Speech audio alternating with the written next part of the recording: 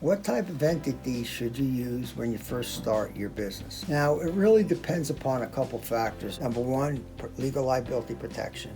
Number two, whether you want to pay tax at the corporate level or you want pass-through taxing benefits. I believe that you should match your liability to the type of entity and the complexity to the type of entity.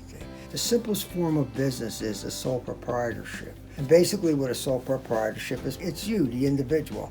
It's no entity that protects you. You're completely exposed to liabilities of third parties. And for tax purposes, you file a Schedule C, which is basically an income statement and no balance sheet. The second entity is similar to a sole proprietorship, but it gives you some protection. And that entity would be a limited liability company. So therefore, a limited liability company is similar to a corporation, although not a corporation, but it gives you corporate protection. Now, as we grow and get bigger, say you're going to have more than one owner now. You want to take in a partner. So now you have a decision to make.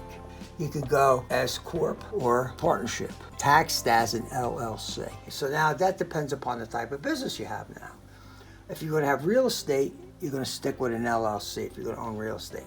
If you would have something, a different type of business, like maybe a manufacturing or construction business, you could go S Corp. You could also go S Corp with an LLC. You could go S Corp with an LLC partnership. Now, there's certain minimums that you have with an S Corp. You can't have more than 100 shareholders. Though one big negative with an S Corp is, losses is a negative for an S Corp. It's not a negative for a one-owner LLC. You must have what they call investment or basis to take losses. In an S Corp, the way you have basis is your initial investment, or you loan the company money. If you went out and borrowed money from a bank, that doesn't create basis or investment for you.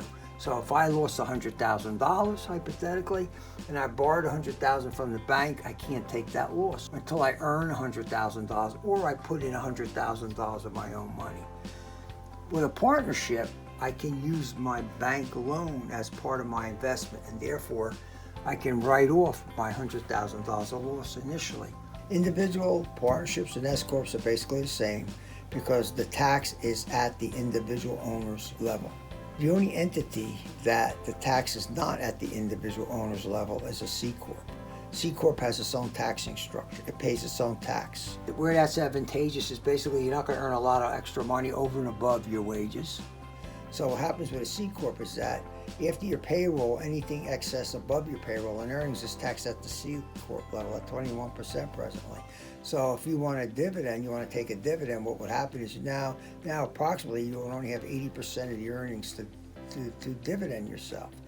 Now if that was a S Corp, basically what would happen is that after your payroll, you would have 100 cents on a dollar to dividend yourself because there's no tax at the S Corp level.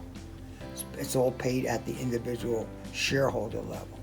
Have questions about starting your business, please reach out to me, Sal Chabell at 732-539-7328, or refer to Los Recinio Chabell, lrscpa.com.